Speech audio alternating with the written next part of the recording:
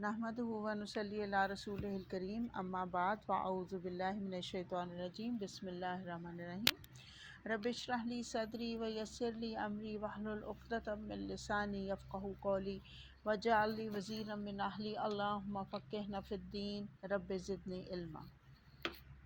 رب یسر ولا تعسر وتمم بالخیر۔ الحمدللہ ہم نے سورہ آل عمران کا آغاز کیا ہے پچھلی کلاس سے۔ آپ لوگوں کو یاد ہوگا آخر میں نے دعائیں پڑھنے کی کچھ مشورہ دیا تھا کہ دعائیں جو اللہ تعالیٰ نے قرآن پاک میں خود بیان فرمائی ہیں، ربنا لا تزغ قلوبنا آپ نے پڑھی تھی، اور اس کے علاوہ میں نے آپ کو بتایا تھا حضور صلی اللہ علیہ وسلم کثرت سے جو دعا پڑھا کرتے تھے، شیئر بھی کی گئی ہے گروپ کے اوپر آپ سے، یا مقلب القلوب ثبت قلبی علی دینک، اور ایک اس کے ساتھ ایک اور دعا بھی ہے جو اس کے ساتھ اس کو جوڑ کے عام طور پہ پڑھا جاتا ہے، ویسے الگ الگ دعائیں ہیں دونوں، یا مصرف القلوب صرف قلبی علی دینک۔ یہ دونوں جو دعائیں ہیں حضور صلی اللہ علیہ وسلم کثرت سے پڑھتے تھے، تو میں نے پچھلی کلاس میں بھی آپ سے درخواست کی تھی کہ ان کو اپنا معمول بنا لیں، ان دونوں دعاؤں کو کثرت سے پڑھا کریں، سنت کو تازہ کرنے کے لیے بھی، اور الحمدللہ ہم نے جیسے یہ دعا ربنا لا تزغ قلوبنا ہم نے پچھلی دفعہ سمجھ بھی لی ہے، اس لیے بھی آپ کو پتہ ہے حدیث مبارکہ ہے کہ دعا جو ہے یہ عبادت کا مغز ہے، یعنی مین چیز جو ہے وہ عبادت میں وہ دعا ہوتی ہے۔ اس کی میں آپ کو سادہ سی ایک مثال دیتی ہوں۔ یہ بالکل ایسی ہے جیسے ایک مزدور نے سارا دن مزدوری کی ہو۔ ہمارے عام طور پہ آپ لوگوں نے بھی دیکھا ہوگا کہ نماز پڑھ کے اور لوگ منہ پہ ہاتھ پھیر کے اٹھ کھڑے ہوتے ہیں، کچھ تھوڑا سا اللہ اکبر سبحان اللہ اللہ اکبر پڑھ کے اور بس اٹھ کھڑے ہوتے ہیں، دعا نہیں مانگتے صحیح طرح سے۔ اور اس کی مثال ایسے دی جا سکتی ہے جیسے کسی شخص نے، کسی مزدور نے سارا دن مزدوری کی ہو، اور جب رات کو شام کو اس کو اپنا اجر لینے کا وقت تھا، اس اجر لینے کے وقت میں وہ اٹھ کے چل پڑا دوسری طرف، اور وہ جگہ چھوڑ گیا جہاں سے اس کو اجر ملنا تھا۔ تو یاد رکھیں، جو ہم عبادت کرتے ہیں وہ قرآن پڑھنا ہو، یا وہ نماز پڑھنی ہو، یا وہ اب جیسے ہم قرآن کی تبلیغ کر رہے ہیں، اس میں سب سے زیادہ زور جو ہے وہ دعا کے اوپر دیا کریں۔ آخر میں جب ہم یہ کلاس ختم کرتے ہیں، آپ دل سے دعا مانگا کریں، جو آپ کے دلوں میں حاجات ہیں، جو بھی آپ کے دل میں خواہشات ہیں، ان کو دل سے دعا مانگ کے پھر یہاں سے کلاس سے اٹھا کریں۔ یہ بہترین طریقہ ہے، یہ مسنون طریقہ ہے۔ ہاتھ اٹھا کے مانگیں یا دل ہی دل میں مانگیں، اس کے بارے میں بہت لوگ اختلاف کرتے ہیں۔ تو بہرحال اس وقت کیونکہ یہ ٹاپک نہیں ہے، میں آپ کو اس کے اوپر بہت سارے دے سکتی ہوں، ریزنز دے سکتی ہوں کہ ہاتھ اٹھا کے کیوں دعا مانگی جائے، لیکن یہ اس وقت ہمیں اس کی ضرورت نہیں۔ میں آپ کو صرف سمجھا رہی ہوں کہ مسنون طریقہ میں آپ سے شیئر کرنا چاہ رہی تھی کہ مسنون طریقہ کیا ہے عبادت کا اختتام جو ہے وہ دعا پہ ہونا چاہیے۔ تو ہم نے الحمدللہ پچھلی کلاس جو ختم کی، ہم نے اس کے اندر یہی ہم نے سیکھنے کی کوشش کی کہ دعائیں ہم نے اللہ تعالیٰ سے کیسے مانگنی ہے۔ تو آج کا آغاز کرتے ہیں سبق کا۔ آج ہے آیت نمبر 10، 10ویں آیت شروع ہو رہی ہے، سورہ آل عمران ہے، تیسرا پارہ ہے۔ ان الذین، بے شک وہ لوگ، کفروا، جنہوں نے کفر کیا، جنہوں نے انکار کیا، جنہوں نے ناشکری کی، لن، ہرگز نہیں، تغنیہ، غنی ہوں گے وہ، کام آئے گا ان کے، انہم، ان سے، اموالہم، ان کے مال، و، اور، لا، نہیں، اولادہم، ان کی اولادیں، من اللہ، اللہ سے، شیئن، کچھ بھی، واولئک، اور یہی وہ لوگ ہیں، ہم وہ، وقود النار، ایندھن بنیں گے آگ کا۔ وقود کہتے ہیں ایندھن کو، آگ میں جلنے والا، اور آگ کو جلانے والا وقود ہوتا ہے، وقدہ اس کا روٹ ہوتا ہے۔ اللہ تعالیٰ فرما رہا ہے بے شک وہ لوگ جنہوں نے کفر کیا، بے شک وہ لوگ جنہوں نے انکار کیا۔ کون لوگ ہیں یہ کفر کرنے والے، انکار کرنے والے؟ کفار ہیں یہ، مشرکین جو ہیں مکہ والے وہ بھی، اور اس میں جو یہودی ہیں وہ بھی اس میں شامل ہیں۔ بتایا جا رہا ہے کہ ان کافروں کو بتا دو کہ یہ دنیا کی نعمتیں تمہیں کچھ فائدہ نہیں دیں گی۔ اس سے مراد سارے کفار، میں نے کہا نا، سارے انکار کرنے والے اس سے مراد ہے، اس کا اللہ تعالیٰ فرما رہا ہے کہ اس کتاب کو ماننا سب سے زیادہ ضروری ہے۔ اگر کوئی اس کتاب کو نہیں مانے گا تو پھر اس کے لن تغنی عنہم اموالہم، ان کے کچھ کام نہیں آئیں گی ان کی اولادیں اور نہ ان کا مال۔ قیامت کے دن نہ مال کچھ کام آئے گا نہ اولاد کچھ کام آئے گی۔ کفار کو ان کا انجام بتایا جا رہا ہے کہ تمہارا انجام کیا ہوگا، کہ وہاں تم بالکل خالی ہاتھ کھڑے ہوگے آخرت کے دن میں۔ اور ساتھ ساتھ مسلمانوں کو وارن کیا جا رہا ہے کہ تم کافروں کے مال اور ان کی دولت کو دیکھ کر اور ان کی کثرت اولاد سے کہیں تم مرعوب نہ ہو جانا، کیونکہ یہ مال اور اولاد جو ہیں یہ دراصل آزمائش ہیں جو آخرت میں کام نہیں آنے والے۔ بلکہ اس آیت میں بتایا جا رہا ہے جیسے کہ اس سے پہلے بتایا جا چکا ہے کہ دنیا کی نعمتیں جو ہیں وہ کافروں کو بالکل فائدہ نہیں دیں گی۔ سورہ توبہ کے اندر آیت نمبر ہے 55، میں آپ کو سناتی ہوں۔ فلا تعجب کا، پس نہ تمہیں حیران کر دے مرعوب کر دے، اموالہم ان کے اموال، ولا اور نہ اولادہم ان کی اولادیں، انما یرید اللہ لیعذبہم بہا فی الحیات الدنیا وتزہق انفسہم وہم کافرون۔ تم ان کے مال اور ان کی اولادوں پر تعجب نہ کرو، تم اس سے مرعوب نہ ہو جاؤ۔ اللہ یہ چاہتا ہے کہ ان کو عذاب دے ان کے ذریعے سے، اور جب ان کی جان نکلے وتزہق انفسہم وہم کافرون، استغفر اللہ العظیم، جب ان کی جان نکلے تو اس وقت بھی وہ کافر ہی ہوں۔ مطلب یہ ہے کہ یہ جو دنیا کی زندگی میں مشغول ہو جاتے ہیں ان کی حالت یہ ہوتی ہے کہ جب ان کی جان نکلنے کا وقت ہوتا ہے اس وقت وہ کفر کی حالت میں ہی ہوتے ہیں۔ کیوں کفر کی حالت میں ہوتے ہیں؟ کیونکہ زندگی کے اندر جو ان کو مہلت ملی تھی اس مہلت میں انہوں نے اللہ تک رسائی حاصل کرنے کی کوشش نہیں کی، انہوں نے اللہ تک پہنچنے کی کوشش نہیں کی، بلکہ وہ حق کا انکار کرتے رہے، اور حق کا انکار کرنے کی دراصل وجہ ان کے مال اور اولاد پر تکبر کرنا تھا۔ تو اس چیز کی مذمت کی جا رہی ہے، یہ سمجھایا جا رہا ہے کہ مال اور اولاد کسی کے جو ہیں وہ زیادہ متاثر نہ کر دیں، کیونکہ یہ دنیا کی نعمتیں ہیں اور یہ حقیر نعمتیں ہیں، ان کو اکٹھا کرنے کے لیے دنیا میں تم کو نہیں بھیجا گیا، بلکہ تمہارا جو مقصد حیات ہے وہ بہت ہی اعلیٰ و عرفہ ہے، وہ بہت بلند ہے۔ ان چیزوں کو مقصد حیات بنانے سے زیادہ بڑا مقصد یہ ہے کہ تم اللہ کو راضی کرنے کی کوشش کرو، ان چھوٹی چیزوں کے پیچھے نہ بھاگو۔ اگر تم اللہ کو راضی کر لو گے تو دراصل وہی اصل فلاح ہوگی، وہی اصل کامیابی ہوگی، دنیا میں بھی ان کو کامیابی ملے گی اور آخرت میں بھی وہی ہم المفلحون، اولئک ہم المفلحون، ہم نے شروع میں پڑھ لیا تھا نا سورہ البقرہ میں۔ تو یہاں پہ دراصل اللہ تعالیٰ فرما رہا ہے کہ یہ مال اور اولاد ہے جس سے انسانوں کو آزمایا جاتا ہے۔ کافر جو ہیں وہ اس کو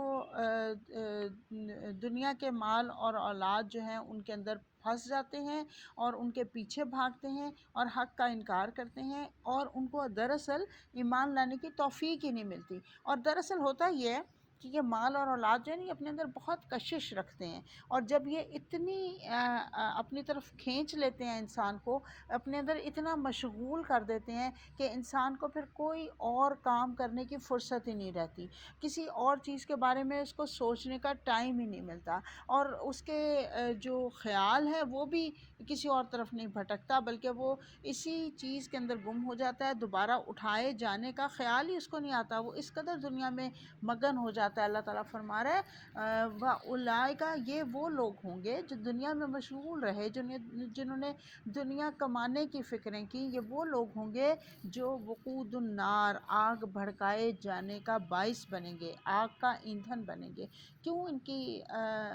دنیا کی جو آزمائشیں ہیں وہ ان کی آنکھیں کھولنے کے لیے کافی نہیں ہوتی۔ کفار کے بارے میں کہا گیا کہ ان کی آنکھیں اس وقت کھلتی ہیں جب حقیقت میں ان کی آنکھیں بند ہوتی ہیں، گویا کہ جب ان کی زندگی ختم ہوتی ہے اس وقت ان کو احساس ہوتا ہے کہ او ہو، یہ ہم کیا کر کے آ گئے، یہ ہم نے کہاں پہ اپنی ساری توانائیاں خرچ کر دی۔ جب کافر کی آنکھ بند ہوتی ہے اس وقت اس کی آنکھ کھلتی ہے۔ فرعون کا قصہ ہم پڑھتے ہیں نا، ہم پڑھیں گے بھی انشاءاللہ دوبارہ، اس میں اب ہم تفسیر کر رہے ہیں تو اس کے اندر ہم پڑھیں گے کہ جب اس کو موت نے گھیر لیا، جب وہ ڈوبنے لگا، اس وقت اس کی آنکھیں کھلیں اور اس نے کہا میں ایمان لے جھٹلایا موسیٰ اور ہارون کے رب پر، تو وہ اس وقت کی آنکھیں کھلنا کوئی فائدہ نہیں دے گا، اس کا کسی کو فائدہ نہیں ہوگا۔ اللہ تعالیٰ فرما رہا ہے یہ وہ لوگ ہیں جو بند آنکھوں کے ساتھ زندگی بسر کرتے رہے، تو ان لوگوں سے آگ کو بھڑکایا جائے گا، آگ کا ایندھن ان کو بنایا جائے گا۔ وقود النار، استغفر اللہ، بہت سخت آیت ہے، ہم نے پہلے بھی پڑھی ہے، سورہ البقرہ کے اندر بھی پڑھا ہے۔ وقود الناس والحجارہ ہم نے پڑھا تھا نا، عدت للکافرین، اللہ نے فرمایا تھا کہ جہنم کی آگ سے بچو جس کا ایندھن انسان اور پتھر ہوں گے۔ وقود النار کیسے بنے گا؟ آگ کو بھڑکانے کا باعث، آگ کا ایندھن کیسے بنے گا؟ جب آگ جیسے لکڑیاں دنیا میں ہم جلاتے ہیں نا، لکڑی کی آگ اگر جلائی ہو، جس کسی نے ایکسپیرینس کیا ہو اس کو، جب ہم آگ جلاتے ہیں جب وہ بھڑکتی نہیں نا، کئی دفعہ ہوتا ہے نہیں بھڑک رہی ہوتی پوری طرح سے، ہم اس کے اوپر تھوڑا سا مٹی کا تیل یا پیٹرول چھڑک دیتے ہیں نا، تو جہنم کی آگ کو زیادہ بھڑکا، وہ تو بجھنے کا نام ہی نہیں لے گی، لیکن اس کو زیادہ بھڑکانے کے لیے اس میں انسانوں کا گروہ ڈال دیا جائے گا۔ استغفر اللہ العظیم،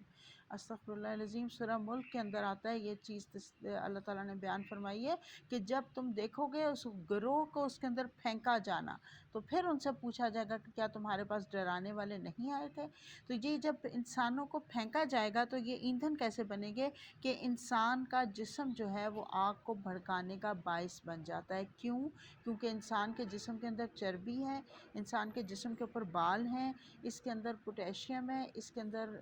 فاسفورس ہے، یہ ساری وہ چیزیں ہیں جو آگ کو بھڑکانے کا باعث بنتی ہیں۔ تو اللہ فرما رہا ہے اس کے ذریعے سے میں انسانوں کو اندر دھکیل کے میں آگ کو اور زیادہ بھڑکا دوں گا۔ استغفر اللہ، اللہم اجرنا من النار، اللہم اجرنا من النار، اللہم اجرنا من النار۔ آیت نمبر 11 ہے کدابی، کا کہتے ہیں مانند کو، جیسا کہ، دابی حالت، داب کہتے ہیں حالت کو، جیسے کوئی عادت یا کوئی لگاتار کسی کام کو کرتے چلے جانا جو ہے وہ داب ہوتا ہے۔ کدابی مانند حالت کے، آل فرعون، آل فرعون کے، والذین اور وہ لوگ من قبلہم جو ان سے پہلے تھے، کذبوا جنہوں نے جھٹلا دیا، بآیاتنا ہماری آیات کو، فأخذہم اللہ بذنوبہم، فأخذ پس پکڑ لیا ہم ان کو، اللہ نے، بذنوبہم ان کے گناہوں کی وجہ سے۔ ذنوب کہتے ہیں گناہ کو، ذنب دراصل کہتے ہیں دم کو یا ٹیل کو، کسی پرندے کی ٹیل جیسے ہوتی ہے، کسی پرندے کی دم جو ہوتی ہے اس کو ذنب کہتے ہیں۔ تو ذنوب جو ہے وہ گناہ ہوتے ہیں، کیونکہ انسان کے پیچھے لگے ہوئے ہوتے ہیں نا گناہ، اس کے جسم کا جیسے ایک حصہ بن جاتے ہیں، اس کی روح کا حصہ بن جاتے ہیں اس کے ساتھ، اس لیے ان کو ذنوب کہا گیا۔ اللہ فرما رہا ہے پس پکڑ لیا ان کو اللہ نے، بذنوبہم ان کے گناہوں کی وجہ سے، واللہ شدید العقاب اور اللہ تعالیٰ شدید ترین سزا دینے والا ہے۔ عقاب کہتے ہیں، عقب کی جمع ہے، عقب کہتے ہیں ایڑی کو، عقاب کہتے ہیں سزا، سخت سزا اس سے کہا گیا کہ جو انسان اپنی جو جن رستوں پہ چلا ہوتا ہے، اس کی ایڑیاں جن رستوں پہ چلی ہوتی ہیں وہی اس کے لیے گناہ بن جاتے ہیں نا، اس سے ان کو عقاب کہا گیا۔ یہ جو جرم ثابت ہونے پر جو سزا ملتی ہے نا اس کے لیے کہا گیا ہے۔ یہ ایسے نہیں ہے کہ ابھی شک ہے کسی کے اوپر، بلکہ جب جرم ثابت ہو جائے اس کے اوپر جو سزا دی جائے اس کے لیے عقاب کا لفظ آتا ہے۔ اللہ تعالیٰ فرما رہا ہے واللہ شدید العقاب اور اللہ تعالیٰ تو شدید ترین سزا دینے والا ہے۔ یاد رکھیں اللہ تعالیٰ ظالم نہیں ہے، نعوذ باللہ۔ قرآن پاک میں اللہ تعالیٰ نے فرمایا، سورہ نساء میں آتا ہے کہ تمہیں جو بھی بھلائیاں ملتی ہیں وہ تمہیں اللہ کی رحمت سے ملتی ہیں، اور تمہیں جو بھی سزائیں ملتی ہیں، جو تمہاری پکڑ ہوتی ہے وہ تمہارے اپنے کرتوتوں کی وجہ سے ہوتی ہے۔ اس کا مطلب ہے تمہارے اپنے ہاتھوں کی کمائی ہوتی ہے وہ۔ اس سے سمجھ یہ لگی کہ انسان کی تو اتنی اوقات ہی نہیں، بہت محنت بھی کر لینا، بہت کوششیں بھی کر لیں تو انسان کی اتنی اوقات نہیں جتنی کہ ہمیں نعمتیں ملی ہوئی ہیں۔ ہم سب اپنی اپنی زندگیوں کا جائزہ لیں، جو اللہ تعالیٰ نے ہمیں نعمتیں عطا فرمائی ہیں، ہم سب اس قابل نہیں ہیں کہ ان نعمتوں کو ڈیزرو کرتے ہوں۔ یہ ساری نعمتیں اللہ کی رحمت کے ساتھ ہمیں ملی ہیں، اور اللہ نے خود فرما دیا سورہ نساء میں کہ یہ اللہ کی رحمت سے تمہیں ملتی ہیں۔ جو بھی، اور ہم سمجھتے ہیں ہم سب کچھ بھی ہمیں تھوڑی سی بھی کوئی بھلائی مل جائے نا تو ہم پھولے نہیں سماتے کہ یہ تو ہمارا بڑا اپنا ہی ہمارا یہ وہ ہے کمال ہے کہ ہمیں یہ سب کچھ مل رہا ہے۔ تو اللہ تعالیٰ فرما رہا ہے کہ ایسے ہی آیت شروع ہو رہی ہے کداب آل فرعون، مانند حالت آل فرعون کی، والذین من قبلہم، اور وہ لوگ جو ان سے پہلے تھے۔ اب قرآن کی میں اللہ تعالیٰ لوگوں کو جو ایمان نہیں لا رہے ان کو قرآن میں اللہ تعالیٰ پچھلی اقوام کا تذکرہ کر کے تذکیر بایام اللہ، آپ کو یاد ہوگا میں نے دہرایا یہ لفظ کئی دفعہ، اللہ کے جو لوگوں کو اللہ اپنے سے جوڑنے کے 3 رستے میں نے آپ کو بتایا تھا، اصول ثلاثہ جن کو کہا جاتا ہے، ان میں سے یہ آخری ہے اصول تذکیر بایام اللہ، کہ اللہ کے دنوں سے لوگوں کو وارن کیا جائے، لوگوں کو ڈراوا دیا جائے، لوگوں کو آگاہ کیا جائے کہ لوگوں پر کیسے کیسے دن گزرے ہیں، کن لوگوں کے اوپر، وہ لوگ جو اللہ کی بات پر ایمان نہیں لے کر آئے، رسولوں کو جنہوں نے نہیں مانا۔ تو اللہ فرما رہا ہے جن لوگوں نے نہیں مانا ان کا حال بھی پھر آل فرعون جیسا ہوگا۔ آل فرعون کے ساتھ کیا ہوا تھا؟ اغرقوا، اللہ تعالیٰ نے فرمایا وَأُدْخِلُوا فِي النَّارِ، وہ یہ لوگ غرق کیے گئے اور پھر ان کو آگ میں داخل کر دیا گیا۔ پھر اگر کہیں تم بھی ان جیسے عمل کرو گے تو کہیں خدا نخواستہ وقود النار نہ کہیں بن جانا، ان لوگوں کی طرح جو پہلے لوگ، یا ان لوگوں کی طرح جو ان سے پہلے ہو گزرے ہیں۔ والذین من قبلہم، یہ پہلے کون سے گزر گئے؟ فرعون سے پہلے کون لوگ تھے؟ قوم عاد تھی، قوم سمود تھی، قوم نوح تھی۔ ان سب کا جرم کیا تھا؟ کہ انہوں نے اللہ کی آیات کو جھٹلا دیا تھا، اللہ کی کتابوں کو نہیں مانا تھا، تو اللہ نے ان کی پکڑ کر دی۔ اور اللہ فرما رہا ہے کہ میں نے بے وجہ ان کو نہیں پکڑا، ابھی جیسے میں نے اس کی تفسیر پہلے کر دی تھی اگلے حصے کی، فَأَخَذَهُمُ اللَّهُ بِذُنُوبِهِمْ، اللہ نے ان کے گناہوں کی وجہ سے ان کو پکڑا ہے، جو خود کرتوت کیے تھے اس کی وجہ سے ان کو پکڑا ہے۔ اور اللہ فرما رہا ہے کہ جب جرم ثابت ہو گیا تب میں نے ان کو سزا دی، تب میں نے ان کی پکڑ کی تھی۔ اللہ تعالیٰ بغیر وجہ کے کسی کو نہیں پکڑتے۔ اگلی آیت ہے آیت نمبر 12، کل کہہ دیجئے للذین، ان لوگوں کو، کفروا جنہوں نے کفر کیا، ستغلبون، ان قریب تم مغلوب کیے جاؤ گے، ان قریب تم پر غالب کر دیا جائے گا۔ کل للذین کفروا، کہہ دیجئے ان لوگوں کو جنہوں نے کفر کیا، انکار کیا، ستغلبون، تم مغلوب کیے جاؤ گے، وتحشرون، اور تم سب اکٹھے کیے جاؤ گے، الی جہنم، جہنم کی طرف، وبئس المہاد، اور کتنا برا ٹھکانہ ہے۔ تحشرون، حشرہ ہوتا ہے جمع کرنا، اور جو ہے مہاد، اس کا روٹ ہوتا ہے میم ہا دال، مہد، مہد کہتے ہیں پنگھوڑے کو۔ آپ نے سنا ہوگا نا، علم حاصل کرو لحد سے مہد تک، نہیں مہد سے لحد تک، سوری الٹ بھول گئی، مہد سے لحد تک پنگھوڑے کو، گود کو کہا جاتا ہے، لیٹنے کی جگہ کو کہا جاتا ہے، آرام کرنے کی جگہ کو کہا جاتا ہے۔ یہاں اللہ تعالیٰ فرما رہا ہے اور کتنا برا ٹھکانہ ہے ان کا۔ کن کی بات ہو رہی ہے یہاں پہ؟ اللہ تعالیٰ فرما رہا ہے ان کو جھنجھوڑا جا رہا ہے کہ عنقریب کافروں کو بتا دو کہ ان کو عنقریب مغلوب کر دیا جائے گا۔ اور کہاں مغلوب کر دیا جائے گا؟ دنیا میں مغلوب کر دیا جائے گا۔ اور کافروں سے پھر ذہن میں رکھیں، مراد یہود اور نصارہ، سارے مشرکین اس میں شامل ہیں۔ جو آپ کو یاد ہوگا جب میں نے پچھلی دفعہ کلاس شروع کی تھی تو میں نے آل عمران صورت ہم نے شروع کی تھی، تو میں نے بتایا تھا کہ اس صورت میں زیادہ تر عیسائیوں سے خطاب ہے۔ پچھلی جو ہم نے البقرہ پڑھی تھی اس میں یہودیوں سے زیادہ تر خطاب تھا، اس میں زیادہ تر عیسائیوں سے خطاب ہے، لیکن یہ خاص طور پہ یہ والی آیت ہے، یہ خاص طور پہ یہودیوں کے لیے ہے، کیونکہ اس لیے ابھی میں آپ کو اس کا پس منظر بتاتی ہوں، پھر آپ کو سمجھ آئے گی۔ یہاں پہ اللہ تعالیٰ فرما رہا ہے لیکن بہرحال اس میں سارے مشرکین شامل ہیں، یہود، نصارہ اور مشرکین مکہ، سب لوگ اس میں شامل ہیں۔ اللہ فرما رہا ہے کہ جو بھی اس قرآن کو، اس نبی کو نہیں مانے گا، عنقریب وہ دنیا میں مغلوب ہو جائے گا اور جہنم کی طرف تم سب کو جمع کر کے گھیر کر لایا جائے گا، اور وہ بڑا ہی برا ٹھکانہ ہے۔ اب مدینہ میں تو عام مشرک تھے نا، جو اوس اور خزرج تھے، یہ جو ابھی تک جن میں سے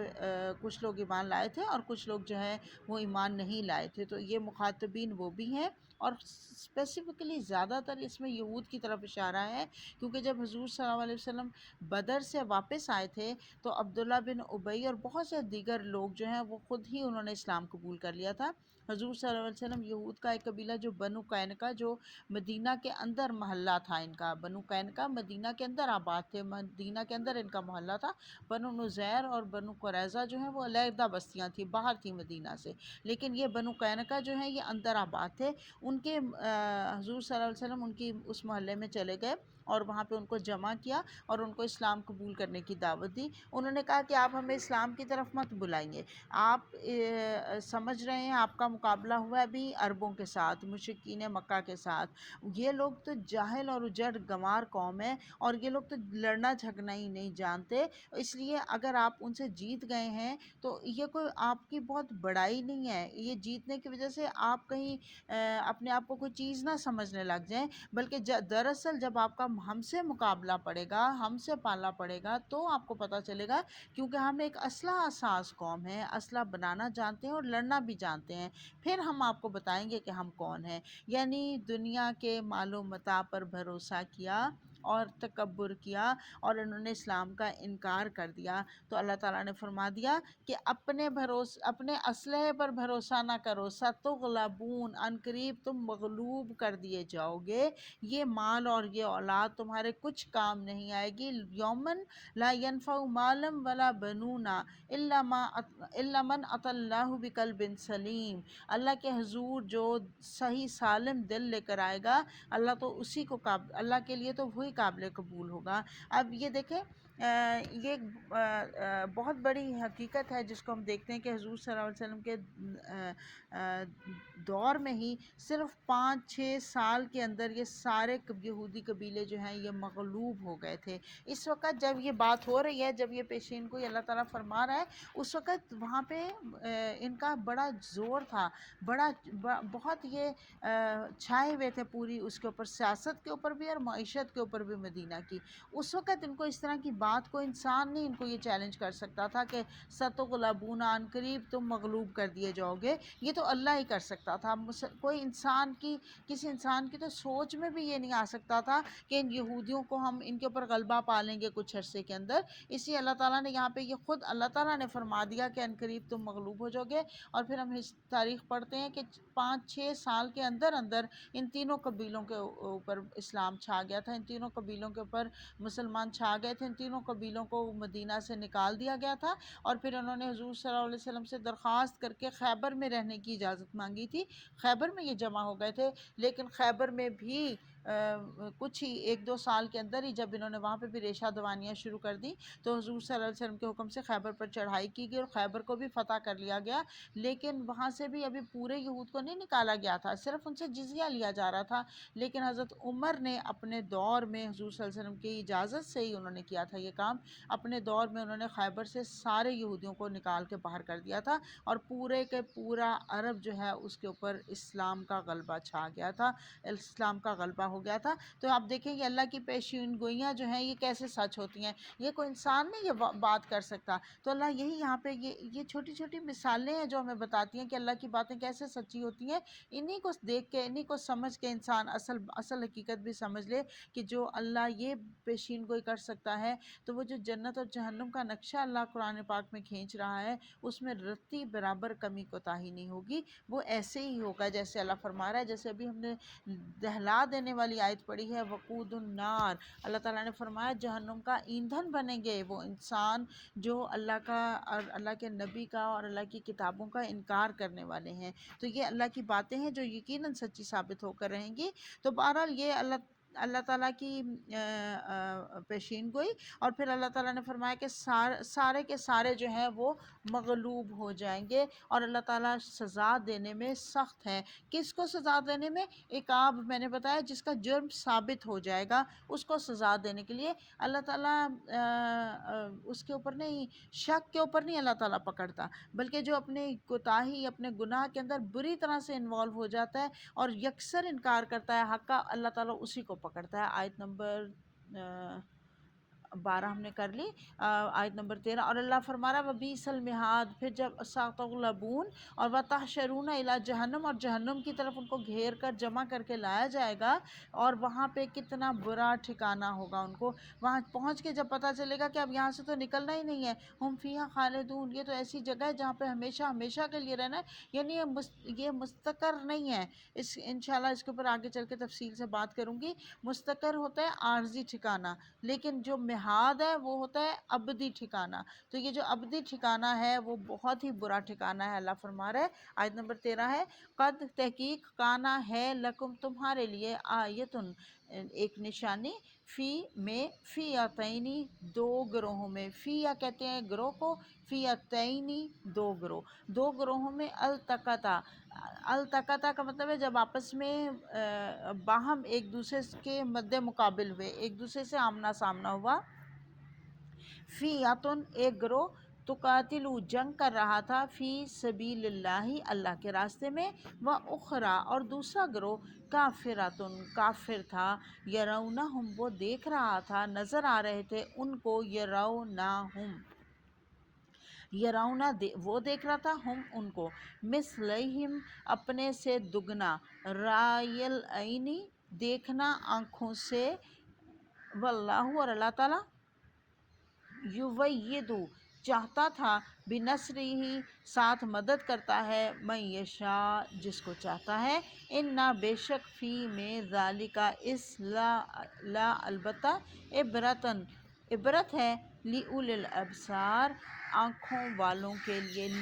لیے اولی والے، ابصار آنکھوں والے، آنکھوں والوں کے لیے اس میں بڑی بصیرت ہے، اس میں بڑی عبرت ہے۔ اب ان کو ایک واقعے کی طرف اشارہ کر کے توجہ دلائی جا رہی ہے کہ جس میں مسلمان غالب اور دشمن مغلوب ہو گئے تھے، یعنی دلیل کے طور پر جنگ بدر کی طرف اشارہ ہے، وقتی طور پر دشمن مغلوب ہو گئے، تمہارے لیے ایک نشانی ہے کہ جب دو گروہ جنگ میں آپس میں ملے تھے، ایک گروہ اللہ کے راہ میں لڑ رہے تھے یعنی مسلمان، اور دوسرا گروہ کافر گروہ تھا، وہ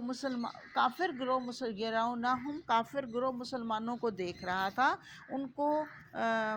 یعنی کفار کو، یہ تھوڑی سی سمجھنے کی بات ہے، اس کو ذرا تھوڑا دھیان سے سنیے گا، ان کو یعنی کفار کو اپنے سے دگنے نظر آ رہے تھے، یعنی مسلمان جو ہے وہ 313 تھے، لیکن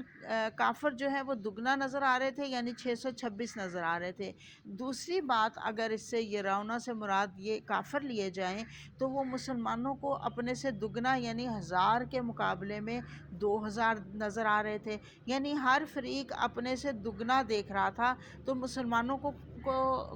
مسلمانوں کا کفار کو دیکھ کر ڈر نکل گیا کہ کفار کے جو ہیں وہ تو ہم سے بس تھوڑے سے ہی زیادہ ہیں، 626 ہی ہیں، اور جب کفار نے مسلمانوں کو دیکھا تو ان کے دلوں میں مسلمانوں کا روب پڑ گیا کہ یہ تو 2000 کا لشکر ہے جو ہمارے سامنے لڑنے کے لیے آ گیا ہے، تو اس طرح سے اللہ تعالیٰ نے ان کا دل جو ہے وہ ان کے دلوں کے اندر مسلمانوں کا جو روب ہے وہ بٹھا دیا تھا۔ اور یاد رکھیں یہ کوئی امیجینیشنز کا دیکھنا نہیں تھا، بلکہ اللہ تعالیٰ نے صاف طور پہ فرمایا کہ رائی العین، عین کہتے ہیں آنکھ کو، رائی کہتے ہیں دیکھنے کو، ان کی آنکھیں یہ دیکھ رہی تھیں، یعنی بالکل واضح تھا، بالکل کوئی اس میں شک شبہ نہیں تھا، بالکل ٹرو سورس کے ذریعے سے ان کو دکھایا گیا تھا، اور وہ سورس کیا تھی؟ اللہ تعالیٰ نے فرشتوں کی مدد بھیجی تھی، یہ سورس تھی اس وقت، فرشتے انسانی شکل میں اس وقت آ گئے تھے، اور وہاں پہ ان کو جو کفار پکڑے گئے ان میں سے کچھ نے کہا کہ ہم وہ دیکھ رہے ہیں جو تم نہیں دیکھتے، وہ اوپر سے آسمان سے فرشتے اترے تھے، جیسے ابو جہل کو کہا جاتا ہے کہ 2 بچوں نے پکڑا ہوا تھا، اور وہ کہہ رہا تھا، اس سے پوچھا گیا تو اس نے کہا کہ مجھے 2 پہلوانوں نے، بہت قوی ہیکل 2 پہلوانوں نے مجھے زیر کر لیا، انہوں نے مجھے مار دیا، مجھے پکڑ لیا، تو یہ اللہ تعالیٰ نے اصل میں رائے العین آنکھوں سے نظر آ رہے تھے وہ، تو اللہ تعالیٰ اپنی مدد کرتا ہے، قوت بخشتا ہے جس کے لیے بھی اللہ تعالیٰ چاہتا ہے، اور یہ خوشخبری اللہ تعالیٰ نے ہم سب کو دی ہے۔ علامہ اقبال نے فرمایا نا کہ فضائے بدر پیدا کر فرشتے تیری نصرت کو، اتر سکتے ہیں گردوں سے قطار اندر قطار، ابھی بھی فرشتے اتر سکتے ہیں اگر ہم بدر کی فضا پیدا کر لیں اپنے اندر، اگر ہمارے اندر لڑنے کا، اللہ کے دین کو پھیلانے کا جذبہ پیدا ہو جائے تو اللہ تعالیٰ ایمان والوں کا ایسے ساتھ دیتے ہیں جیسے اللہ تعالیٰ نے بدر والوں کا ساتھ دیا تھا۔ اور دیکھیں اس واقعے سے سبق سیکھنے کی ضرورت ہے۔ یہ اللہ تعالیٰ فرما رہے ہیں کہ سمجھا رہے ہیں کافروں کو، یہ بات ہو رہی ہے نا کہ اگر تم اس واقعے سے بھی سبق نہیں سیکھ سکتے تو پھر اللہ تعالیٰ فرما رہا ہے ستغلبون وتحشرون، پھر تم عنقریب مغلوب کر دیے جاؤ گے اور تم عنقریب جمع کیے جاؤ گے۔ سورہ انفال میں انشاءاللہ غزوہ بدر کی ہم تفصیل پڑھیں گے، لیکن یہ حقیقت یہ ہے کہ اس کو یوم الفرقان بھی کہا گیا ہے، اور اس دن یہ جو معرکہ تھا نا، اس نے جو اسلامی قوت ہے اس کا رخ بدل دیا تھا، تاریخ کا رخ بدلنا جو کہتے ہیں نا، تاریخ کا رخ بدل دیا تھا کہ اسلام دنیا پر ثابت ہو گیا تھا کہ اسلام جو ہے وہ ایک فورس ہے جو کہ جس کے بارے میں سوچنا چاہیے یا جس کے بارے میں لوگوں کو پتہ ہونا چاہیے۔ یہ لوگ حیران تھے کہ یہ صرف، آپ کو پتہ ہے مسلمانوں کے پاس صرف 2 اونٹ تھے اور غالباً 6 گھوڑے تھے، چند گھوڑے کہا گیا، اور ان سے دگنی سے بھی زیادہ ان کے سامنے فورس تھی جو کفار کی تھی، لیکن مسلمانوں نے ان کو تحت کر دیا۔ کیونکہ اللہ پر پورا بھروسہ تھا، اللہ پر توکل تھا۔ اللہ پر بھروسہ ہو تو کامیابی ہمیشہ قدم چومتی ہے۔ یاد رکھیں صرف جنگ کے میدان کی بات نہیں ہو رہی، بلکہ زندگی کے ہر پہلو میں، ہر ایسپیکٹ میں آپ دیکھیں جہاں پہ اللہ کی مدد آ جائے گی وہاں پہ انسان بعض اوقات حیران رہ جاتا ہے، ششدر رہ جاتا ہے کہ یہ کہاں سے ہو گئی، تو یہ کام کیسے ہو گیا۔ تو اللہ پہ بھروسہ کر کے کام کریں تو اللہ تعالیٰ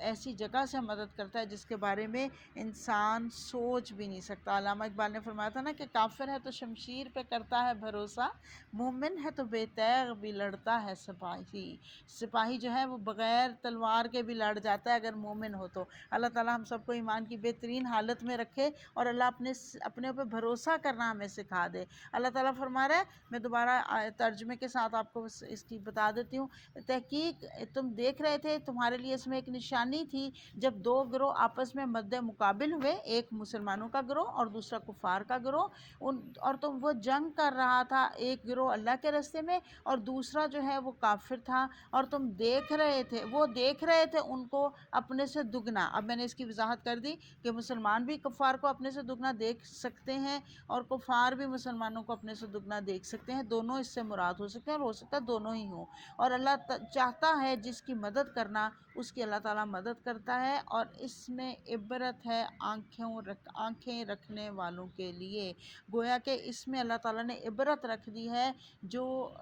جن کی آنکھیں ہیں کہ اپنی آنکھوں سے تم دیکھ لو کہ اللہ تعالیٰ کیسے مدد کرتا ہے۔ زینا، خوبصورت بنا دی گئی، آیت نمبر 14 ہے، خوبصورت بنا دی گئی للناسی، لوگوں کے لیے، حب الشہواتی، محبت خواہشات کی، من النساء، عورتوں میں، والبنینا، اور بیٹے، والقناطیری، اور خزانے، مقنطراتی، اکٹھے کیے گئے، من الذہبی، سونے میں سے، والفضتی، اور چاندی میں سے، والخیلی، اور گھوڑے، مسوماتی، نشان زدہ، والانعامی، اور مویشی، والحرثی، اور کھیتیاں، ذالک، یہ متاع ہے حیات دنیا، دنیا کی زندگی کی، واللہ، اور اللہ تعالیٰ، عندہ، اس کے پاس ہے، حسن المآب، خوبصورت مآب، لوٹنے کی جگہ۔ اللہ تعالیٰ فرما رہا ہے، میں آپ کو بھی یہ جو الفاظ ہیں پہلے ان کی ایک ایک لفظ کی وضاحت کر دیتی ہوں۔ شہوات جو ہے اشتہا بھی اسی سے ہے، یعنی بھوک کے لیے بھی اشتہا ہوتی ہے، اور اس کے علاوہ جو بھی چیز جو اٹریکٹ کرے دراصل اس کو شہوات بولا جاتا ہے، خواہشات، اس لیے میں نے اس کا ترجمہ آپ کو لکھوایا ہے۔ اور بنینا، بیٹے، والقناطیری، قناطیری، قاف نون طا را، اس کے 4 روٹ ورڈز ہیں، یہ اس میں سے ربا ہے، یہ 4 الفاظ، بہت کم عربی کے الفاظ ہیں جن کے روٹ ورڈ جو 4 کے اوپر جاتے ہیں، ورنہ 3 ہوتے ہیں ہمیشہ، یہ 4 ہیں۔ تو یہ اللہ تعالیٰ، یہ جو قناطیر ہے اس کا مطلب ہوتا ہے خزانہ، جمع کرنا۔ ایک جو کنتار ہوتا ہے نا اس کا وزن ہوتا ہے 100 کلو کے برابر، تو قناطیر خزانہ اکٹھا کرنا۔ کناتیر خزانہ اکٹھا کرنا، مکنترا وہی روٹ ہے، کاف نون تورا، جب خزانہ اکٹھا کر لیا جائے تو اس کو کہا جاتا ہے مکنترا، اور میں نے بتایا تھا 100 کلو وزن جو ہوتا ہے وہ ایک کنتار کے برابر ہوتا ہے۔ تو یہاں پہ اللہ تعالیٰ فرما رہا ہے آیت نمبر 14 میں کہ اللہ تعالیٰ نے خوبصورت بنا دیا۔ کچھ اور لوگ ایسے ہیں جو کچھ اور چیزوں کی طرف اٹریکٹ ہوئے ہیں، جن کی توجہ جو ہے وہ کچھ اور چیزیں ہیں۔ زُیِّنَ لِلنَّاسِ، اللہ نے خوبصورت بنا دیا ان کے لیے، لوگوں کو اٹریکٹ کرتی ہیں ان کی جو مرضی کی چیزیں ہوتی ہیں، جو ان کی دل پسند چیزیں ہوتی ہیں، ان کی طرف دل جلدی مائل ہو جاتے ہیں۔ یعنی یہ قدرتی ہے، کچھ لوگ جو ہیں ان کو ان کے دلوں میں کسی چیز کی محبت زیادہ ہوتی ہے، کسی انسان کے دل میں کسی چیز کی۔ تو کس چیز میں اللہ تعالیٰ فرما رہا ہے زُیِّنَ لِلنَّاسِ، پہلے ذکر کیا گیا مِنَ النِّسَاءِ، عورتوں میں سے، یعنی عورتیں جو ہیں وہ اٹریکشن والی چیز ہے خصوصاً مردوں کے لیے، اسی لیے اس کو کہا گیا کہ اپنے آپ کو چھپا کر رکھے، اپنے آپ کو ڈھک کر رکھے۔ اللہ تعالیٰ نے سورہ نور، سورہ احزاب میں آیات بتا دی ہیں۔ ہم عام طور پہ عورتوں کو برا بھلا کہتے ہیں، لیکن یہاں پہ خوبصورت چیزوں میں آپ دیکھیں سب سے پہلے جس چیز کا ذکر کیا گیا وہ عورتیں ہیں۔ اور آپ کو پتہ ہے حضور صلی اللہ علیہ وسلم نے فرمایا تھا کہ عورتیں اور خوشبو پسندیدہ بنائی گئی ہیں، اور آپ نے فرمایا تھا خیر المتاع الدنیا المرأۃ صالحہ، دنیا کی سب سے بہترین چیز جو ہے وہ ایک نیک عورت ہے۔ صرف عورت نہیں ہے، یاد رکھیں، نیک عورت ہے سب سے خوبصورت چیز، حضور صلی اللہ علیہ وسلم نے فرمایا۔ لیکن یہ اسی وقت ہوتا ہے جب عورت جو ہوتی ہے وہ عورت ہو۔ عورہ کہتے ہیں چھپائے جانے والی چیز کو، عورہ کہتے ہیں۔ تو عورت جب عورت ہوتی ہے، اپنی زینت کو چھپا کر رکھنے والی ہوتی ہے، تو اس وقت وہ خوبصورت ترین چیز ہوتی ہے۔ لیکن یاد رکھیں حضور صلی اللہ علیہ وسلم نے یہ فرمایا کہ میں نے اپنے بعد مردوں کے لیے عورت سے بڑھ کر فتنے والی چیز نہیں چھوڑی۔ استغفر اللہ۔ تو عورت مرد کی کمزوری بن جاتی ہے، اس لیے عورت کہا گیا کہ اپنی حفاظت کرے، اپنے آپ کو بچا کر رکھے۔ حضور صلی اللہ علیہ وسلم نے نیک عورت کی تعریف کرتے ہوئے فرمایا کہ جو اپنی عفت اور عصمت کی حفاظت کرے، قرآن پاک میں بھی نیک عورت کی نشانی بتائی گئی کہ حافظات للغیب بما حافظ اللہ، اپنی شرم و حیا کی حفاظت کرنے والیاں ہوتی ہیں۔ یہ عورت اپنے آپ کو جو چھپا کر رکھنے والی عورت ہے وہ اللہ کے نبی صلی اللہ علیہ وسلم کو بھی پسند ہے، اور اللہ تعالیٰ نے بنایا ہی عورت کو اس لیے ہے۔ یاد رکھیں یہ چھپا کر رکھنا جو اللہ کا اتنا پسندیدہ ہے کہ اللہ تعالیٰ نے اپنی یہ ایک صفت صرف عورت کو دی ہے۔ اللہ تعالیٰ خود چھپا ہوا ہے، اور ایسے ہی وہ عورت کو بھی کہتا ہے وہ اپنے آپ کو چھپا کر رکھے۔ آپ دیکھیں کتنی کیوروسٹی ہوتی ہے، کتنا شوق ہے ہمیں اللہ کو دیکھنے کا، اللہ کے دیدار کا۔ وہ سورہ البقرہ کے شروع میں ہی ہم کہتے ہیں نا، وہ پڑھتے ہیں نا کہ وہ موسیٰ کی قوم نے کہا کہ ہم تب تک تمہاری بات نہیں مانیں گے جب تک ہم اللہ کو خود اپنی آنکھوں سے نہیں دیکھ لیں گے۔ جہرت اللہ، اللہ کا جو جہر اللہ کا چہرہ ہم اپنی آنکھوں سے نہیں دیکھ لیتے، تو اللہ کو دیکھنے کا اتنا شوق ہوتا ہے۔ بالکل ایسے ہی جو عورت چھپی ہوئی ہوتی ہے وہ شوق پیدا کرتی ہے، لیکن جو عورت اپنے آپ کو خود باہر ظاہر کر کے آ جائے گی تو وہ شوق نہیں پیدا کرتی، نعوذ باللہ، وہ بلکہ کچھ اور ہی طرح کے جذبات پیدا کرتی ہے۔ تو اس لیے عورت کو اپنی حفاظت کرنے والی ہونا چاہیے، اپنی جو اللہ نے اس کو خوبصورتی دی ہے، جو زینت دی ہے، اس زینت کو چھپا کر رکھنے والیاں حضور صلی اللہ علیہ وسلم نے پسند کیا۔ اور دوسری چیز بتایا گیا والبنین، اللہ تعالیٰ نے فرمایا بیٹے، المال والبنون زینت الحیات الدنیا، بیٹوں کی محبت جو ہے وہ جانی پہچانی چیز ہے۔ ہمارے ہاں عموماً بیٹوں کو بیٹیوں پر ترجیح دی جاتی ہے، اور بیٹے نہ ہو تو سمجھا جاتا ہے کہ بس خاندان ہی ادھورا رہ گیا ہے، اور پھر آگے پھر سمجھتے ہیں بیٹے نہ ہو تو پھر بڑے بڑے ہمارے ہاں فساد بھی ہو جاتے ہیں۔ تو یہ پسندیدہ چیزوں کا ذکر اللہ تعالیٰ یہاں فرما رہا ہے نا، عورتیں اور پھر بیٹے۔ والقناطیر المقنطرہ، مقنطرہ میں نے بتایا قناطیر کی شدت کے لیے آیا ہے۔ ایک قنطار جو ہوتا ہے وہ 100 کلو وزن ہوتا ہے، اور قناطیر کئی 100 کلو، اور فرمایا گیا من الذھب والفضة، ذھب کہتے ہیں سونے کو، فضة کہتے ہیں چاندی کو۔ تو اللہ تعالیٰ فرما رہا ہے ہم اتنے ڈھیروں، مطلب کئی 100 کلو اگر سونا اور چاندی کسی کے پاس ہو، ہم تو وہ چند تولے اور چند گرام جو ہے نا وہی لے کے ہمارا آپے سے باہر ہوئے ہوتے ہیں۔ اللہ تعالیٰ فرما رہا ہے یہ میں نے زیب و زینت کے لیے بنایا ہے، سونے اور چاندی کے ڈھیر، والخیل المسومۃ، اور گھوڑے جو کہ نشان زدہ ہوں۔ پلے ہوئے گھوڑے ہوں، نشان لگے ہوئے گھوڑے ہوں، عمدہ گھوڑے ہوں جن کی قدر و قیمت کے لیے ان پر نشان لگائے جاتے ہیں۔ گھوڑوں کی جو پہچان ہوتی ہے نا، جیسے آج کے دور میں بھی آپ دیکھیں گاڑیاں جو ان کے اوپر نشان لگے ہوئے ہوتے ہیں، وہ ہم آگے سے وہ دیکھ کے پہچان لیتے ہیں نا، یہ ٹویوٹا ہے یا ہونڈا ہے، یہ کیا مرسڈیز ہے یا جو بھی، وہ ہم اس کو دیکھ کے اس کے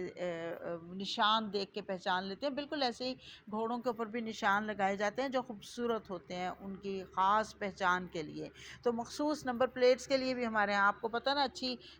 اچھی نمبر پلیٹ کو پتہ نہیں کتنے کتنے ہزاروں بلکہ لاکھوں دینے پڑتے ہیں، رشوت دے کر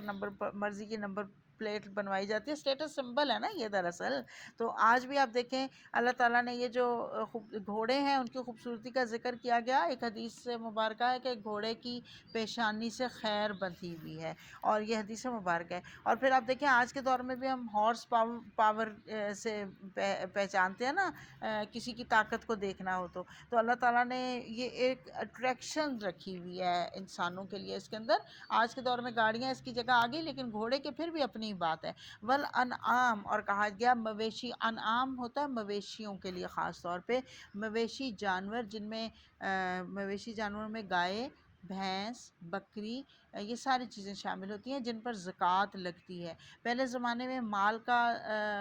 جو سمبل ہے وہ ان مویشیوں کی کثرت ہوتی تھی۔ آپ کو پتہ ہے آج بھی پنجابی میں مویشیوں کو مال کہا جاتا ہے، مال ڈنگر بھی ساتھ بولتے ہیں، اور ان کو جانور نہیں کہتے بلکہ کہتے ہیں آپ کا مال، یعنی آپ کا یہ ایک متاع ہے، ایک خزانہ ہے۔ اور اللہ فرما رہا ہے والحرثی، اور کھیتیاں یعنی زمین، یہ دنیا کی زندگی کا سامان ہے۔ اللہ تعالیٰ فرما رہا ہے یہ کھیتیوں کی زمین کی بات، پھر وہی امپورٹنس ہم سب سمجھتے ہیں، گھر ایک بنانا ہو 5-7 مرلے کا، 8-10 مرلے کا، تو کتنا بڑا ایک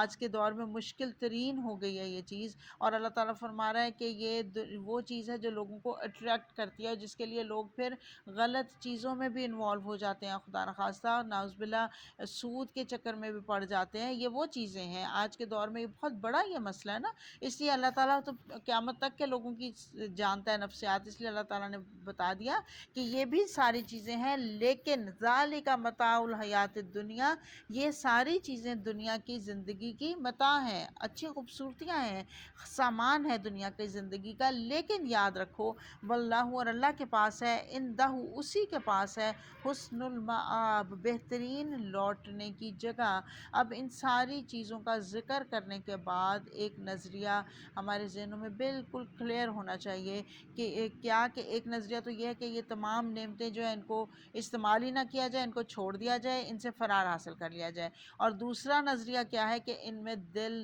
نہ اٹکایا جائے، ان کو صرف استعمال کیا جائے، کیونکہ دل اور محبت جیسی چیز صرف اللہ کے لیے خالص ہونی چاہیے۔ یاد رکھیں، میں پہلے بھی کہا کرتی ہوں کہ بار بار یہ بات اپنے دل میں بٹھا لیجئے کہ ایک دل میں دو محبتیں جمع نہیں ہو سکتی۔ اگر ہم نے اپنے دل میں اللہ کی محبت ڈالنی ہے تو ہمیں دنیا کی محبت، چیزوں کی محبت دل سے نکالنی پڑے گی۔ دل خالی ہوگا، ایمپٹی ہوگا، کوئی اس میں سپیس بنے گی تو اس میں اللہ کی محبت داخل ہوگی نا۔ تو یہاں پہ یہی بتایا جا رہا ہے، یہی سمجھایا جا رہا ہے کہ اگر تمہارے دل انہی چیزوں میں اٹک کر رہ جائیں گے تو پھر تم جنت میں نہیں جا سکتے، کیونکہ جنت کے لیے تو تم نے کوشش ہی نہیں کی، جنت کے لیے تو تم نے کوئی محنت ہی نہیں کی، تمہارے دل میں جنت نے تو جگہ بنائی ہی نہیں، تم تو اس دنیا کی زندگی کوئی جنت بنانے کی کوششوں میں لگے رہے۔ تو اللہ فرما رہا ہے کہ دراصل ان نعمتوں سے آخرت کی کامیابی حاصل کرو۔ اب دیکھیں اگر کسی کی بیوی اچھی ہے، نیک ہے، اس کو دین کے کاموں میں مددگار ہے،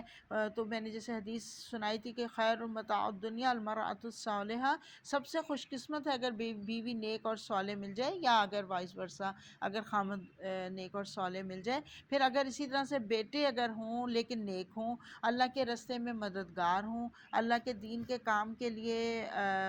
وہ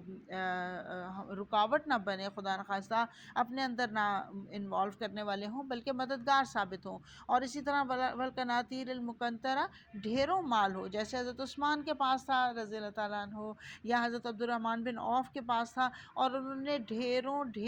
مال جو ہے وہ اسلام کے راستے میں لگا دیا۔ تو سونا چاندی بذات خود برا نہیں ہے، لیکن ان کا استعمال ان کو برا کر دیتا ہے اگر ان کا غلط غلط استعمال کیا جائے۔ اس کی اٹریکشن اللہ نے خود رکھی ہے انسانوں کے پیچھے، انسانوں کے دل میں، لیکن ان کے پیچھے بھاگنا نہیں ہے اس کے پیچھے، بلکہ ان کو استعمال کرنا ہے کس چیز کے لیے؟ جنت خریدنے کے لیے۔ ان ساری چیزوں کو استعمال کر دیا جائے تو اللہ تعالیٰ اس کے ذریعے سے جو آخرت خریدنے کے لیے اس کرنسی کو استعمال کرے گا، اس کے لیے اللہ تعالیٰ انشاءاللہ آخرت جو ہے، جنت جو ہے، اس کو نشان زدہ ان کے لیے بنا دے گا۔ اور اللہ فرما رہا ہے کہ عدت، وہ تیار کر کے رکھی ہوئی ہے میں نے ان لوگوں کے لیے جو دنیا کے اندر، آپ دیکھیں نا گاڑیوں کو دین کے آپ، ہماری گاڑی ہے، اگر ہم اس گاڑی کے اوپر دین کی تعلیم حاصل کرنے کے لیے جاتے ہیں تو وہ گاڑی اور چاہے 100 کام کر رہے ہیں، لیکن ساتھ دین کا کام دین کا علم تعلیم حاصل کرنے کے لیے یا کسی دین کے کام کے لیے، تو وہ ہمارے لیے فائدہ مند ہو جائے گی۔ تو یہاں پہ یہی بتایا جا رہا ہے، اللہ تعالیٰ فرما رہا ہے کہ یہ نہیں ہے کہ اسلام جو ہے وہ یہ نہیں کہتا کہ یہ بھی چھوڑ، وہ جو میں نے شروع میں بتایا کہ 2 نظریے ہوتے ہیں۔ ایک یہ ہوتا ہے کہ سب چیزوں کو چھوڑ دیا جائے اور راہبانہ زندگی اختیار کر لی جائے۔ حضور صلی اللہ علیہ وسلم نے فرمایا تھا اسلام کی راہبانیت تلوار کے سائے کے نیچے ہے۔ اسلام کی راہبانیت جو ہے وہ تلوار سے ہوتی ہے، یعنی جو راہبانیت چاہتا ہے نا اپنے گھر بار بیوی بچے سب کو چھوڑ کے اگر وہ نکلنا چاہتا ہے نا تو پھر کہاں نکلے؟ جہاد پر نکل جائے، تلوار پکڑ لے اور دشمن کو تحقیق کرے۔ یہ ہے رہبانیت اسلام کی۔ تو یہی اللہ یہاں پہ ہمیں سمجھا رہا ہے کہ یہ ساری چیزیں بری نہیں ہیں، ہاں ان کا استعمال ان کو برا بنا سکتا ہے۔ اگر خدا نخواستہ دنیا حاصل کرنے کے لیے ان کو استعمال کرتے رہیں تو پھر یہ نقصان دہ ہو جائے گا، کیونکہ اللہ تعالیٰ فرما رہا ہے اگر اللہ کی مرضی کے کاموں میں لگا دیا جائے، واللہ، تو یاد رکھو کہ اللہ کے پاس حسن المآب، بہترین لوٹنے کی جگہ ہے۔ پیچھے ہم نے پڑھا تھا نا بیس المہاد، کتنا برا ٹھکانہ ہے جہنم۔ یہاں پہ اللہ نے فرمایا حسن المآب، یہ حسن المآب کیا ہے؟ جنت ہے انشاءاللہ۔ اللہ تعالیٰ ہم سب کو جنت الفردوس عطا فرمائے۔ اللہم انی اسألک الجنت الفردوس۔ اللہ تعالیٰ ہم سب کو بہترین لوٹنے کی جگہ عطا فرمائے۔ آیت نمبر 15 ہے، کل کہہ دیجئے اُنبئکم، کیا انبی، خبردار کروں، تم کو، بخیرن، ساتھ بھلائی کے، من ذالکم، اس سے یا بہتر کے اس سے، للذین، ان لوگوں کے لیے، اتقوا، جنہوں نے تقوی کیا، اندا، پاس، ربہم، اپنے رب کے، جنات، جنات ہیں، باغات ہیں، جنات ہوتے ہیں ایسے باغات جن کے ارد گرد باقاعدہ کھجوروں کے درختوں کی یا کسی اور درختوں کی باڑ ہو، وہ باغات ہوتے ہیں۔ تجری، بہتی ہیں، من تحتها الانہار، جن کے نیچے سے نہریں، خالدین فیہا، ہمیشہ رہنے والے ہیں اس میں، وازواج مطہرات، اور بیویاں ہیں مطہرات، پاکیزہ۔ ازواج جو ہے یہ زوج ہے، اس کا روٹ زے واو جیم، زوج کہتے ہیں ساتھی کو، اسپاؤس کو، خامد کے لیے بیوی اور بیوی کے لیے خامد، لیکن عام طور پہ قرآن پاک میں اس کا ترجمہ بیویاں کیا گیا ہے، کیونکہ ترجمے عام طور پہ مردوں نے کیے ہیں اس لیے، لیکن ازواج کا مطلب بیویاں اور شوہر دونوں ہوتے ہیں۔ ہاں اگر کہیں پہ مؤنث کا صیغہ استعمال کیا گیا ہو اسپیسیفکلی تو وہاں پہ تو وہ ہو سکتا ہے، لیکن یہاں پہ بھی اس سے مراد ہے بیویاں، جوڑے، مطہرات، پاکیزہ، ورضوان، اور رضامندی ہے، من اللہ، اللہ کی طرف سے، واللہ، اور اللہ تعالیٰ، بصیر، دیکھنے والا ہے، بالعباد، اپنے بندوں کو۔ اب یہاں پہ اللہ تعالیٰ فرما رہا ہے کہ یہ جو چیزیں ہیں جو تمہیں پہلے بتائی گئی ہیں، بے شک کوئی شک نہیں کہ یہ بھی اللہ کی نعمتیں ہیں، لیکن اللہ پوچھ رہا ہے کہ کیا میں تم کو بتاؤں کہ ان سے بھی اچھی چیزیں ہیں میں نے بنائی ہوئی ہیں، کیا میں تمہیں ان کے بارے میں بتاؤں؟ جن لوگوں نے تقوی کیا، اللہ سے ڈرتے ہوئے زندگی بسر کی، ان کے لیے ان کے رب کے پاس باغات ہیں جن کے نیچے سے نہریں بہہ رہی ہوں گی، اور جہاں وہ ہمیشہ رہیں گے، اور ان کے ساتھ پاکیزہ ساتھی ہوں گے۔ یہ ہم بہت پڑھتے ہیں اس کو، جو اس لفظ کو، اس مرکب کو، ازواج مطہرات، جوڑے پاکیزہ، اور جب ہم اس کو پڑھتے ہیں تو ہم اس کا پاکیزہ جوڑے کر کے اس میں سے گزر جاتے ہیں، اس کے اوپر کبھی غور نہیں کیا، اس کے اوپر ٹھہرے نہیں کبھی۔ آج میں آپ کو اس پہ ٹھہراتی ہوں تھوڑا سا، بالکل۔ مطہرات کہتے ہیں پاکیزہ کو، ہمارے ہاں عام طور پہ سمجھا جاتا ہے، جیسے میں نے کہا ازواج کا ترجمہ بیویاں کیا جاتا ہے، بالکل ایسے ہی ہم سمجھتے ہیں کہ بیویاں جو کہ پاکیزہ ہوں، وہ بیویاں جو اپنے آپ کو ڈھک چھپ ڈھکا چھپا کے رکھنے والی ہوں، جیسے میں نے ابھی پہلے بھی ذکر کیا، عورا چھپا کے رکھنے والی چیز کہا ہی مطلب اس کا یہ ہوتا ہے۔ تو وہ بیویاں، اس کا ترجمہ یہ سمجھا جاتا ہے کہ وہ وہاں پہ جنت میں ایسی بیویاں ملیں گی جو پاکیزہ بیویاں ہوں گی، اور اس کی پھر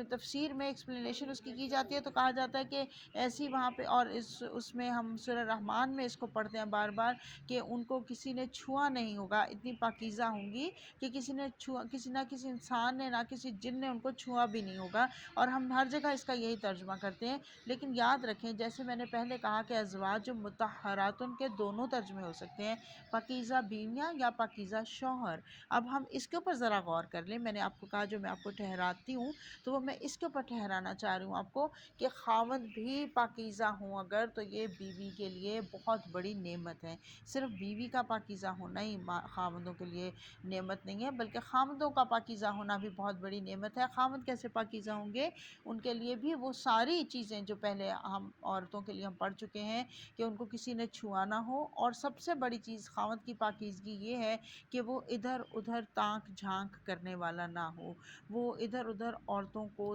دیکھنے والا نہ ہو، اور اس کے دل میں، اس کے ذہن میں اور عورتوں کے بارے میں کوئی خیالات نہ آنے والے ہوں، بلکہ وہ اتنا پاکیزہ ہو کہ وہ صرف اپنی بیوی کو ہی سوچتا ہو، اور صرف اپنی بیوی کے ساتھ ہی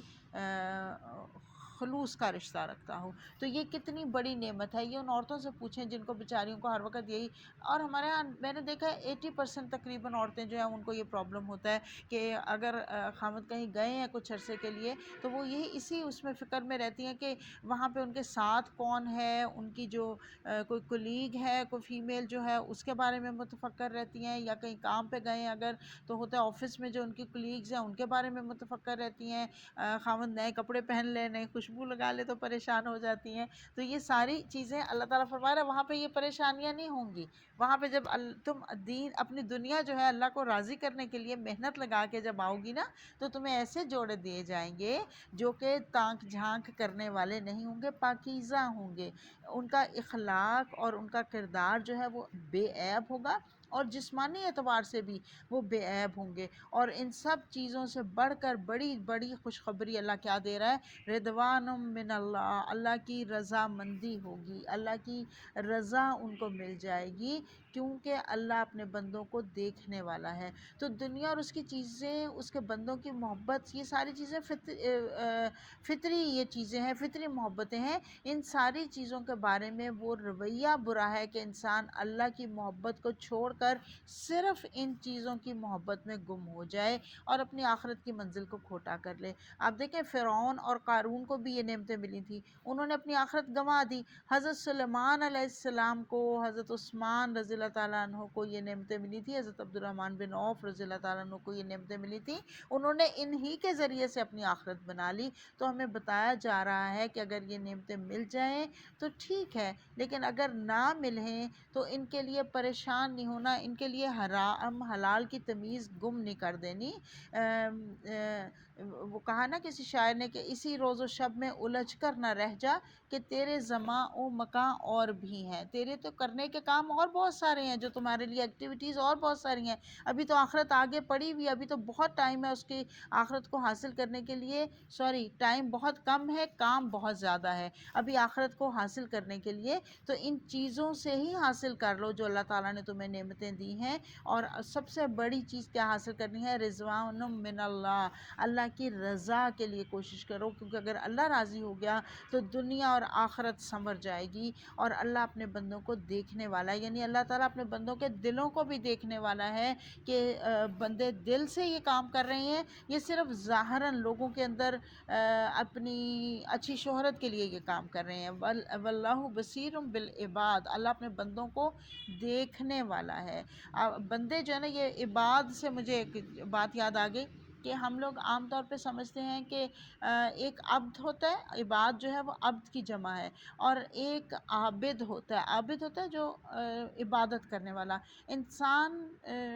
24 آورز عابد نہیں بن سکتا، لیکن انسان 24 آورز عباد بن سکتا ہے۔ آپ دیکھیں بڑی سادہ سی بات ہے، کیا ہم ہر وقت عبادت نہیں کر سکتے؟ لیکن اپنی زندگی کا ہر کام کرتے ہوئے ہم اپنے آپ کو اگر سوچیں کہ ہم عابد ہیں، ہم اللہ کے بندے ہیں، یہ جو کام میں کرنے لگی ہوں، کیا یہ عابدین کا کام ہے؟ کیا عابد یہ کام کر سکتے ہیں؟ ہر کام کو کرتے ہوئے اپنے آپ کو پہلے اس کے اوپر پورا کر لیا کریں کہ کیا میں اللہ کے بندے والا کام کر رہی ہوں، اللہ کے بندوں والا کام کر رہی ہوں؟ کچھ بھی کھانا پینا سونا جاگنا اٹھنا بولنا ملنا، ہر معاملے میں اپنے آپ کو عابدون میں شامل کر لیں۔ دیکھیں یہاں پہ بھی اللہ تعالیٰ نے ذکر کر دیا اس کا کہ اللہ تعالیٰ دیکھ رہا ہے عباد کو، عابدین کو، عابدون کو دیکھ رہا ہے اللہ تعالیٰ، کہ جو اللہ کے دین کے لیے اللہ کے بندے بن کر زندگیاں گزارنے والے ہیں، اور اللہ کو پسندیدہ بھی یہی ہے۔ عابد بننا تو بڑا مشکل کام ہے، ہر وقت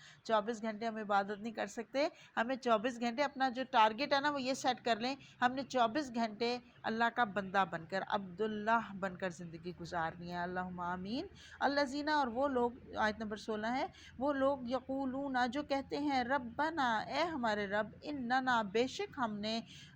آمنا، ہم ایمان لے آئے، فاغفر لنا، تو بخش دینا ہم کو، ذنوبنا، ہمارے گناہوں کو، وقنا، اور بچا کے رکھنا، عذاب النار، آگ کے عذاب سے۔ اللہم آمین۔ اے اللہ، ہم یہ جو اللہ تعالیٰ تو نے ہمیں نعمتیں دی ہیں،